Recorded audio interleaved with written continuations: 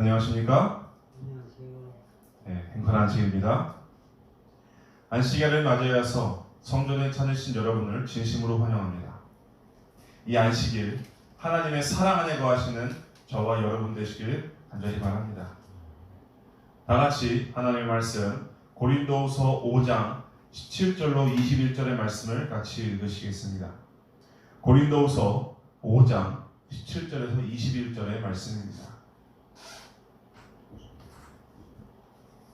고린도후서 5장 17절에서 21절의 말씀 같이 읽으시겠습니다. 그런즉 누구든지 그리스도 안에 있으면 새로운 피조물이라. 이전 것은 지나갔으니 보라 새 것이 되었도다. 모든 것이 하나님께로서 났으며 그가 그리스도 말미암아 우리를 자기와 화목하게 하시고 또 우리에게 화목하게 하는 직분을 주셨으니 곧 하나님께서 그리스도 안에 계시사 세상을 자기와 화목하게 하시며 그들의 죄를 그들에게 돌리지 아니하시고 화목하게 하는 말씀을 우리에게 부탁하셨느니라. 그러므로 우리가 그리스도를 대신하여 사신이 되어 하나님이 우리를 통하여 너희를 권면하신 것 같이 그리스도를 대신하여 간청하노니 너희는 하나님과 화목하라. 아멘. 21절입니다. 하나님이 죄를 알지도 못하신 이를 우리를 대신하여 죄로 삼으신 것은 우리로 하여금 그 안에서 하나님의 의가 되게 하려 하심이라. 아멘. 감사합니다.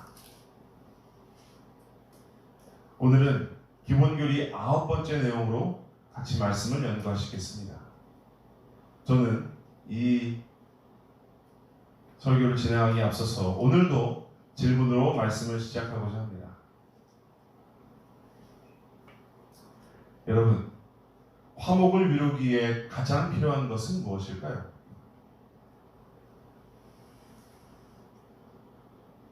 화목을 이루기 위해서 가장 필요한 것은 무엇일까요?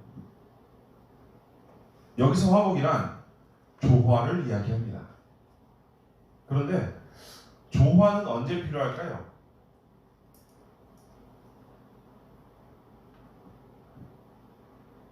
이 조화라는 것은 연합된 관계에서 필요한 것이 아닙니다. 조화는 깨어지고 화합되지 못한 관계에서 필요한 것이 바로 조화라는 것입니다. 우리에게 조화가 필요한 이유는 깨어진 관계를 다시 연합시키기 위함입니다. 그렇게 되기 위해서 우리에게 필요한 것이 화해입니다. 자, 화목을 이루기 위해서 필요한 것이 무엇이라고요? 화해라는 것입니다. 자, 이것을 물어보는 이유가 무엇일까요? 사실 오늘 우리가 보는 이 화목이라는 단어와 화해라는 이 단어는 바꾸다, 화해시키다라는 뜻의 헬라어 카탈라소라는 이 단어에서 나오는 말입니다. 이 단어는 신약에서 총 6번이 사용되었습니다.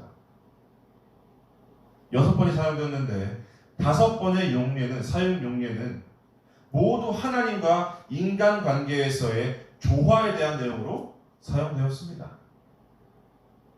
그것이 오늘 나오는 고린도후서 5장에 나오는 말씀입니다.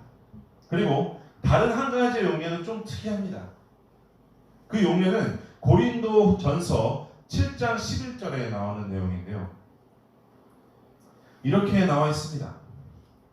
만일 갈라섰으면 그대로 지내든지 다시 남편과 화합하든지 하라.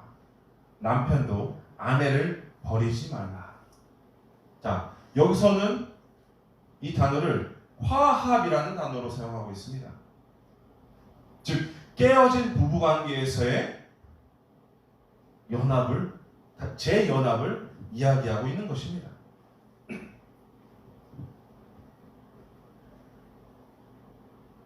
오늘 우리가 나눌 내용은 이것입니다. 예수님의 생애가 중요하다고, 우리에게 정말 중요하다고 이야기하는데, 그죠? 그래서 우리가 보기에 예수님의 생애가 적혀진 책도 있습니다. 예수님의 생애를 신약의 사복음서에서는 그 생애를 온전하게 적고 있습니다. 그런데 그것이 나에게 도대체 어떤 의미가 되는 것일까요? 그리고 예수님께서 준비하신 이 화목이라는 것이 나와는 어떤 식으로 어떻게 연결되어 있는 것일까요? 이 해답을 성경을 통해 찾아가시는 저와 여러분 되시길 간절히 바랍니다.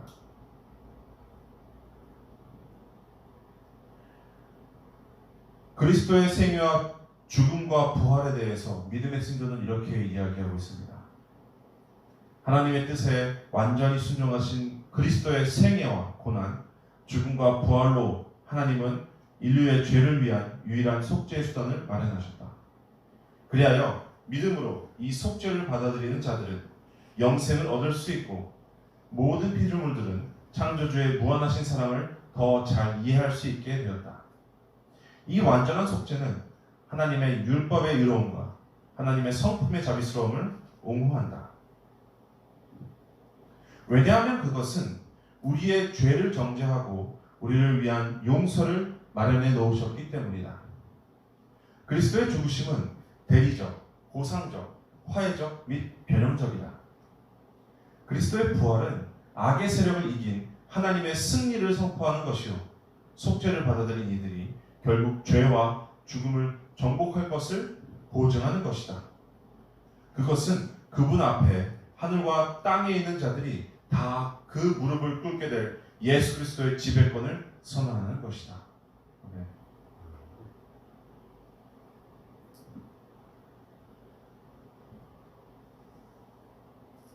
성경은 예수님께서 이 땅에 오셨다라고 이야기하고 있습니다. 그런데 왜 이 땅에 오셨는지에 대해서는 더 잘 설명하고 있습니다. 요한복음 3장 16절입니다. 다 외우시는 내용들이니까 같이 한번 외워보도록 하겠습니다. 시작. 하나님이 세상을 이처럼 사랑하사 독생자를 주셨으니 이는 저를 믿는 자마다 멸망하지 않고 영생을 얻게 하려 하십니다. 아멘. 이 본문을 통해서 예수님께서 우리를 위해서 이 땅에 성육신하신 이유를 우리는 찾을 수 있는 것입니다. 예수 그리스도께서 이 땅에 오셨습니다. 왜요? 영생을 얻게 하시려고 아버지께서 예수님을 이 땅에 보내신 것입니다. 그 이유가 무엇이냐면 우리를 뭐 하시기 때문에요? 사랑하시기 때문이에요. 참으로 간단하고 정말 명확한 진리입니다. 하나님께서 세상을 창조하실 때만 하더라도 사람은 하나님의 형상을 닮은 존재였습니다. 하나님과 완전한 연합을 이루며 같이 사는 존재가 바로 사람이었습니다. 하지만 죄를 지음을 통해서 사람과 하나님 사이에 큰 간격이 벌어지게 된 것입니다. 이사야서 59장 2절의 말씀입니다. 오직 너희 죄악이 너희와 너희 하나님 사이를 갈라놓았고 너희 죄가 그의 얼굴을 가려서 너에게서 듣지 않으시게 함이니이다. 죄로 인해서 단절이 생겼습니다. 그리고 단절로 인해서 생명의 근원이신 하나님을 더 이상 보지 못하게 된 것이 사람이라는 존재입니다. 그 하나님을 보지 못하고 듣지 못하기 때문에 생명의 근원에게서 끊어지게 된 것이 바로 사람이라는 것입니다. 그리고 그 사람들을 안타깝게 바라보시는 분이 바로 하나님이십니다. 멸망할 수밖에 없는 인류를 구원하시기 위해서 하나님은 우리에게 유일한 방법을 주셨는데 그것이 요한복음 14장 6절에 나오는 말씀입니다.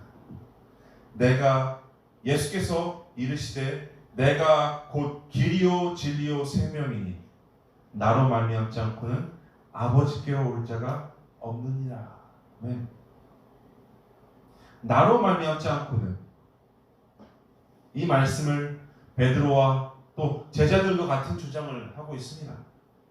사도행전 4장 12절 말씀을 보시면 다른 이로서는 구원을 얻을 수는 없나니 천하 사람 중에 구원을 받을 만한 다른 이름을 우리에게 주신 일이 없다라고 성경을 통해서 이야기하고 있는 것입니다.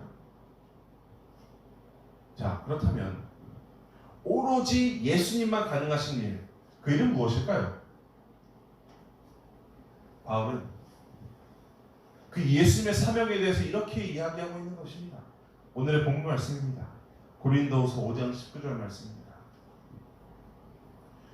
곧 하나님께서 그리스도 안에 계시다 세상을 자기와 화목하게 하시며 그들의 죄를 그들에게 돌리지 아니하시고 화목하게 하는 말씀을 우리에게 부탁하셨습니다. 자, 예수님께서 오로지 하실 수 있는 일이 무엇이라고요? 하나님과 인류의 관계를 회복시키시는 이 화목의 역할을 하고 계시는 것입니다. 그런데 우리가 여기서 주의 깊게 보아야 되는 것은 화해의 방향입니다. 자, 본문에서는 뭐라고 하죠? 여기 노란 글씨에 뭐라고 나오죠? 세상을 자기와 화목하게 하시며 라고 말하고 있습니다. 자, 이 말을 자세하게 보시면 하나님을 죄인에게로 이끄셔서 화목하게 하시는 것이 아니라 죄인들을 끌어올려서 하나님께로 이끄심을 통해서 화목하게 하신다는 것입니다. 그 죄인들을 돌이키기 위해서, 그 죄인들을 하나님께로 이끄시기 위해서 지금도 예수 그리스도께서는 중보자와 구원자의 역할을 하고 계신다는 말을 이 성경절을 통해서 이야기하고 있는 것입니다. 사실 현실적으로 볼 때 범죄에서 죄값을 받아 멸망하는 자는 죄인 우리, 즉 나, 사람입니다.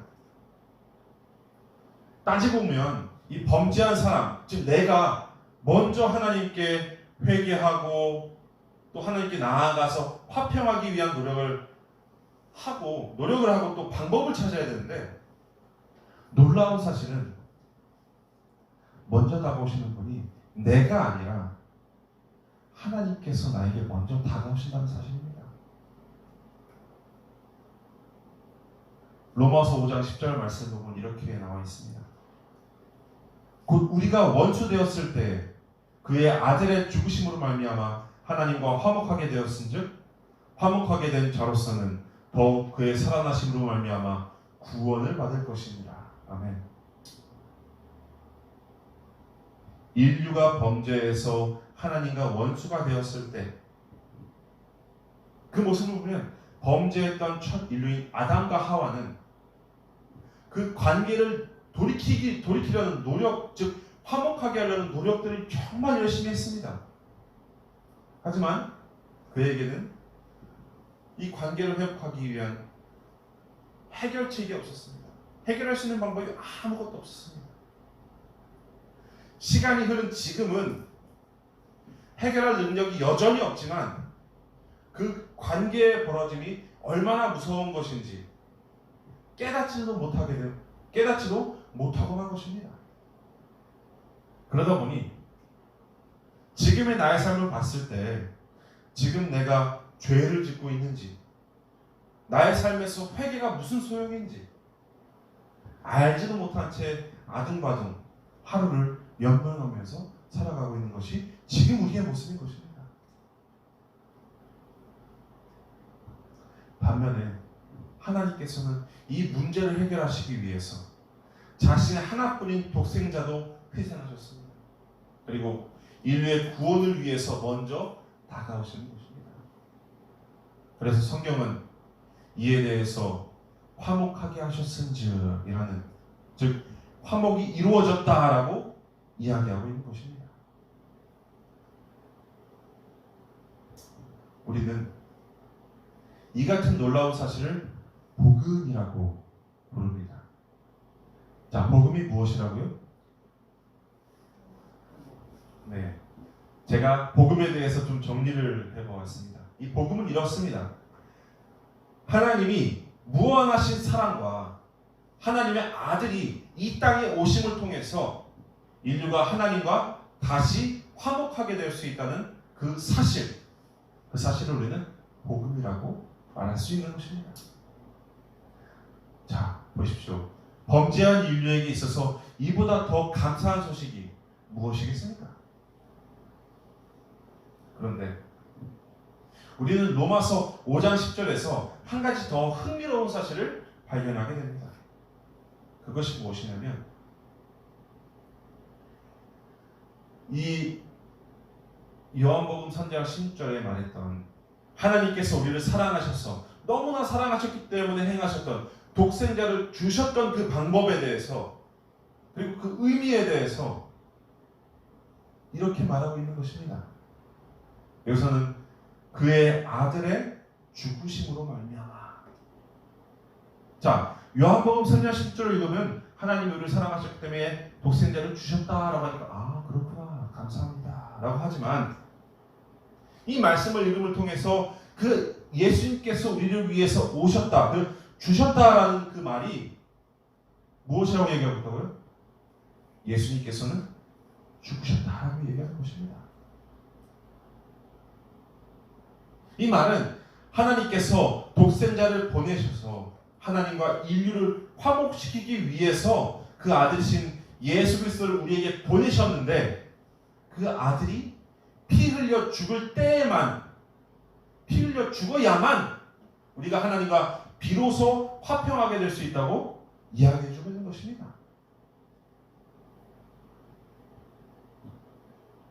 사실 이 말씀을 볼 때 이 말씀을 우리가 이 내용을 인간적인 생각으로 보았을 때 이것은 무척이나도 잔인하고도 또 가슴 아픈 방법일지 정말 가슴 아픈 방법이 아닐 수가 없습니다. 비록 내가 하나님께 범죄하였지만 그 범죄한 나를 그럼에도 불구하고 하나님께서 나를 사랑하셨기 때문에 사랑하시기 때문에 나를 다시 하나님과 화목하게 하시기 위해서 예수님을 보내셨고 그 보낸 사실을 내가 뭐였을 때요? 믿었을 때 나는 하나님과 동행한다는 것을 이야기하는 것이 바로 오늘 이 내용입니다. 이 말씀을 통해서 알 수 있는 사실은 우리를 창조하기 전에도 사랑하셨지만 하나님께서는 변함없이 지금 이 순간도 나를 사랑하신다는 것입니다. 그렇다면 하나님께서는 예수님을 우리에게 보내심을 통해서 우리를 화목하게 하신다고 하셨는데 그렇다면 어떤 방법으로 하나님과 사람을 화목하게 하셨을까요? 사도 바울은 골로새서 1장 19절에서 22절 말씀을 통해서 이렇게 이야기하고 있습니다. 아버지께서는 모든 충만으로 예수 안에 거하게 하시고 그의 십자가의 피로 화평을 이루사 만물 곧 땅에 있는 것들이나 하늘에 있는 것들이 그로 말미암아 자기와 화목하게 되기를 기뻐하시니라. 전에 악한 행실로 멀리 떠나 마음으로 원수가 되었던 너희를 이제는 그의 육체의 죽음으로 말미암아 화목하게 하사 너희를 거룩하고 흠없고 책망할 것이 없는 자로 그 앞에 세우고자 하셨으니 아멘.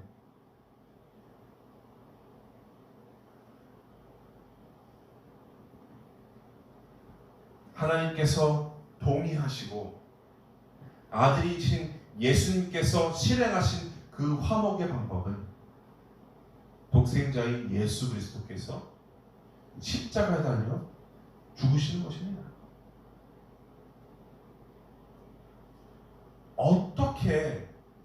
어떻게 하면 죽는 것이 그것도 가장 큰 죄인에게 행해졌던 그 십자가는 형벌이 인류를 하나님과 화목하게 하는 방법이 될 수 있는 것일까요?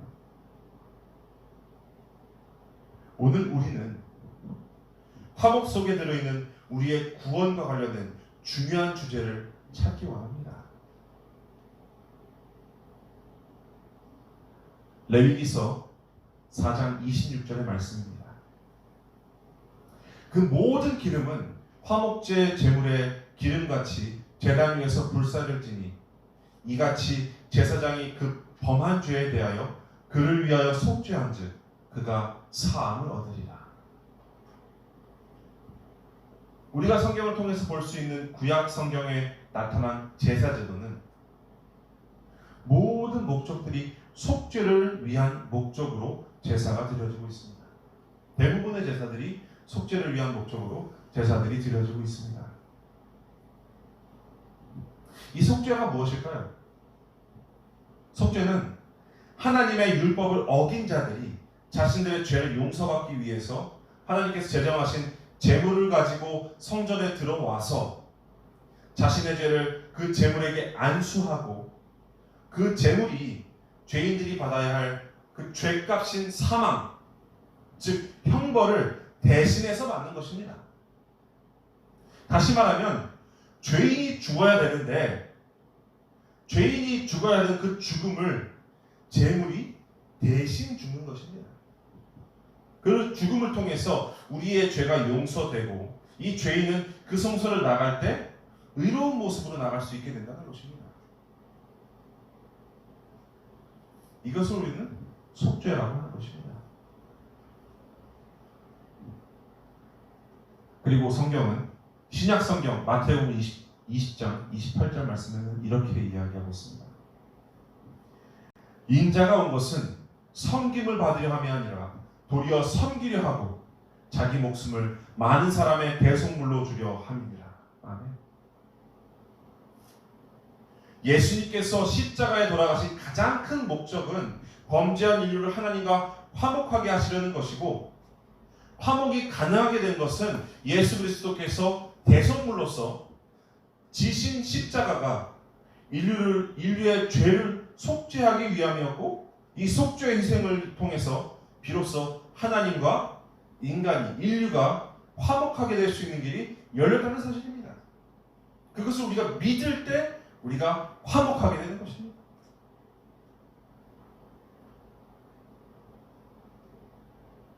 그런데 우리가 여기서 확실하게 짚고 넘어가야 되는 것은, 누구든지 하나님과 화목하기를 원한다면 우리는 예수 그리스도의 속죄만을 의지해야 그 일이 가능하다는 것을 믿어야 된다는 사실입니다. 왜냐하면 이 땅에서 수많은 사람들이 여러 이유로 죽임을 당했습니다. 여러 이유로 죽임을 당했지만 개인적인 이유가 아니라 오직 인류의 구원을 위해서 자신의 목숨을 대속물로 내어주신 분은 오직 한 분, 즉 하나님의 아들 예수 그리스도 외에는 없다는 것입니다. 그리고 인류를 구원하기 위해서 하나님께서 보내신 분도 독생자이신 예수 그리스도 외에는 없기 때문입니다.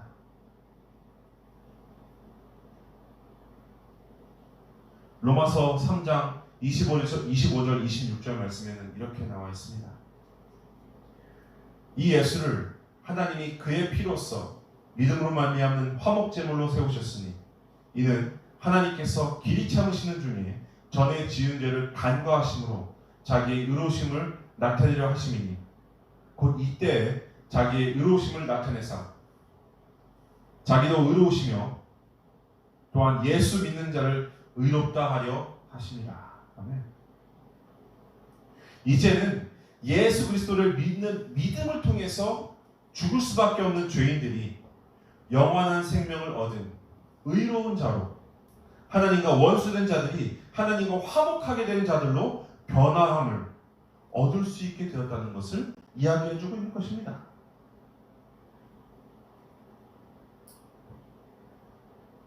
그런데 안타까운 사실이 있습니다. 그 안타까운 사실은 복음, 즉 확실한 구원의 선물이 지금 우리에게 주어져 있습니다. 그런데 그 주어져 있음에도 불구하고 자신의 행위로, 즉 스스로 이렇게 만들려고 하는 그 노력을 통해서 구원을 얻을 수 있다고 생각하는 사람이 있다고 하는 사실입니다.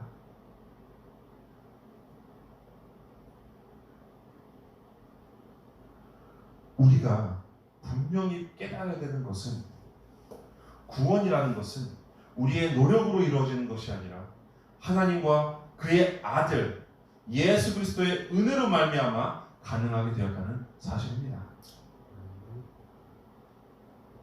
화목하게 하시는 이이신 예수 그리스도, 그 예수님께서 지금 우리에게 말씀하고 계십니다.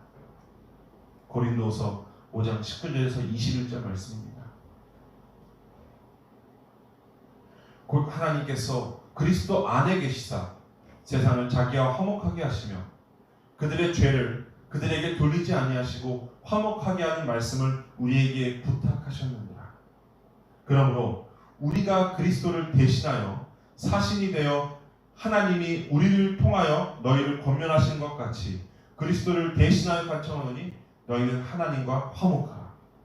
하나님이 죄를 알지도 못하신 이를 우리를 대신하여 죄로 삼으신 것은 우리로 하여금 그 안에서 하나님의 의가 되게 하려 하십니다.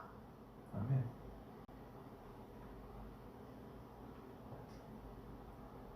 하나님께서는 예수님의 생애를 통해서 우리를 하나님께로 이끄시고 화목하게 하셨습니다. 즉 나를 하나님께로 이끄시고 나를 하나님과 화목하게 하셨습니다.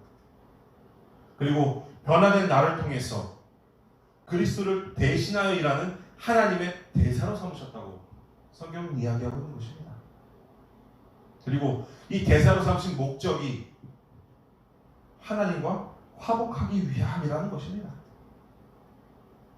그리고 우리가 하나님과 화목하길 원하고 하나님께 간구할 때 하나님께서는 우리를 화목하게 하셨은즉, 즉 이미 우리를 화목하게 하셨다라고 말씀하고 계십니다.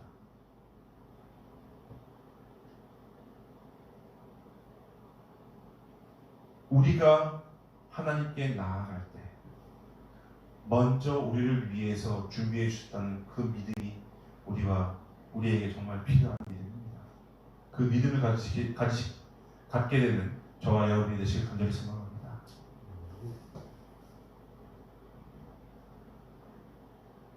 다시 한번 말씀을 마무리하면서 정리해 보겠습니다.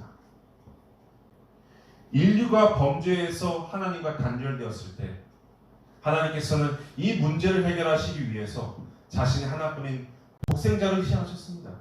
그리고 인류의 구원을 위해서 먼저 다가오셨습니다. 그래서 성경은 이에 대해서 화목하게 되었다라고 나타내고 있습니다. 이것을 우리가 복음이라고 부릅니다. 복음이 무엇이라고요? 여기 눈으로 같이 읽어주시면 고맙겠습니다. 복음은 하나님의 무한하신 사랑과 아들 하나님께서 이 땅에 오심을 통해서 인류가 하나님과 다시 화목하게 될 수 있다는 사실을 이야기하는 것입니다. 즉 깨어졌던 관계가 다시 돌아오는 것을 우리는 복음이라고 이해하는 것입니다. 그리고 그 화목의 방법은 마태복음 20장 28절의 말씀처럼 독생자이신 예수 그리스도께서 대속물로서 십자가에서 죽으심으로 인류의 죄를 속죄하신 것입니다.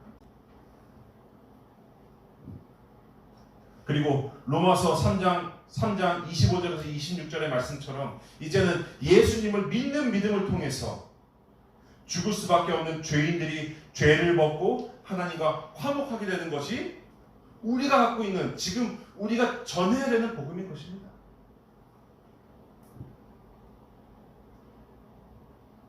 이렇게 예수님을 통해서 우리가 하나님과 화해할 수 있는 것입니다.